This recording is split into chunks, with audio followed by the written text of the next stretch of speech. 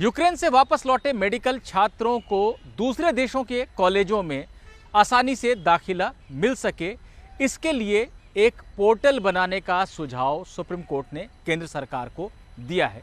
Court ने केंद्र को यह सुझाव तब दिया जब केंद्र ने यह साफ कर दिया कि इन छात्रों को भारत के मेडिकल कॉलेज में दाखिला दे पाना संभव नहीं होगा। क्या कुछ हुआ सुप्रीम कोर्ट में और आगे क्या हो सकता है, इसकी बात हम लीगल विद सहगल के इस वीडियो में करेंगे।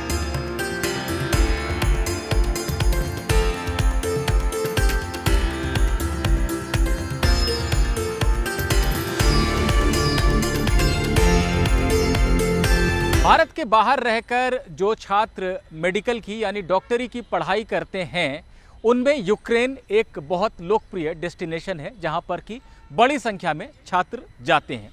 जब रूस और यूक्रेन के बीच युद्ध शुरू हुआ तो 20,000 के करीब भारतीय छात्र जो यूक्रेन के मेडिकल कॉलेजों में पढ़ाई कर रहे थे वो वापस लौट आए।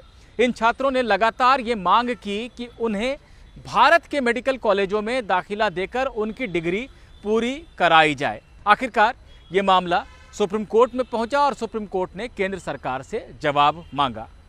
कल केंद्र सरकार ने जवाब दाखिल किया था कि कानूनन ऐसी कोई व्यवस्था नहीं है कि बाहर जो छात्र अपनी डिग्री हासिल कर रहे थे लेकिन किसी वजह से उसे हासिल नहीं कर पाए, उनको भारत के कॉलेज में दाखिला दे दिया जाए।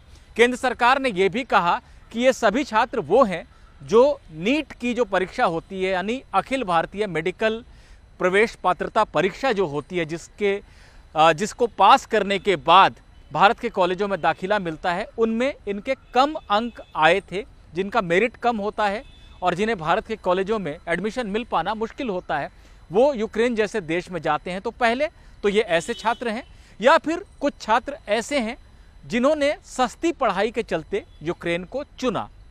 अब इस तरह के लोग अगर भारत लौट आए हैं किसी वजह से और उन्हें भारत के कॉलेजों में एडमिशन दिया गया, तो ये उन छात्रों के साथ अन्याय होगा जो पैसे न होने के चलते या फिर किसी और वजह से मेरिट में इनसे बेहतर अंक रखने के बावजूद भी बाहर जाकर पढ़ाई नहीं कर पाए थे।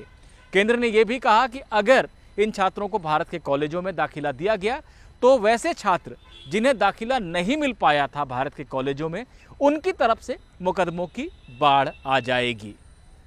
केंद्र सरकार ने यह कहा कि इन छात्रों के लिए अधिकतम ये किया जा सकता और ऐसा कर भी दिया गया है कि सरकार ने नोटिफिकेशन जारी कर अपने नियमों में ढील दी है। इन लोगों को यह अनुमति दी गई है कि वो यूक्रेन के अपने कॉलेज से सहमति लें और किसी दूसरे देश में जाकर अपनी डिग्री को पूरा करें। इस तरह से जो डिग्री उन्हें मिलेगी उसको भी भारत सरकार मान्यता दे देगी। जो प्रक्रिया होती है विदेशी डिग्री को भारत में मान्यता देते वक्त, उसका पालन करने के बाद।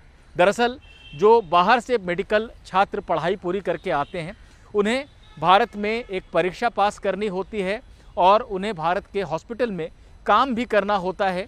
उसके बाद जाकर उन्हें भारत में प्रैक्टिस की अनुमति मिलती है। तो सरकार ने यही कहा कि भले ही यूक्रेन में ये छात्र गए थे लेकिन डिग्री किसी और देश से पूरी करेंगे, लेकिन इन्हें इसका मौका दिया जा सकता है। सरकार देना चाहती है, ये लोग चाहें तो अपनी डिग्री बाहर जाकर पूरा करें, लेकिन भारत के कॉलेजों में इन्हें एडमिशन नहीं मिलेगा।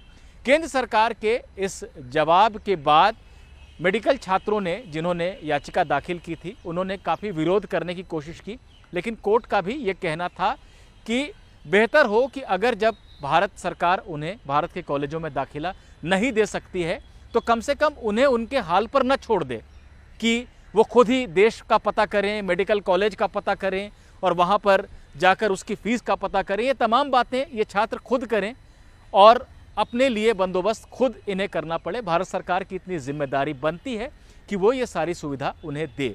ऐसे में सुप्रीम कोर्ट के जस्टिस हेमंत गुप्ता और जस्टिस सुधांशु धुलिया की बेंच ने यह सुझाव दिया है कि केंद्र सरकार एक पोर्टल बनाए, उस पोर्टल में तमाम जानकारी उपलब्ध कराई जाए कि किन किन देशों में जाकर यूक्रेन वाली डिग्री को पूरा किया जा सकता है, वहाँ के कौन कौन से कॉलेज हैं, उनकी फ़ीस क्या है, उसकी सारी प्रक्रिया क्या है, जिससे छात्रों को चुनने में आसानी हो और कहीं ना कहीं सरकार की भी एक भूमिका हो जो चयन छात्र करने जा रहे हैं उसमें।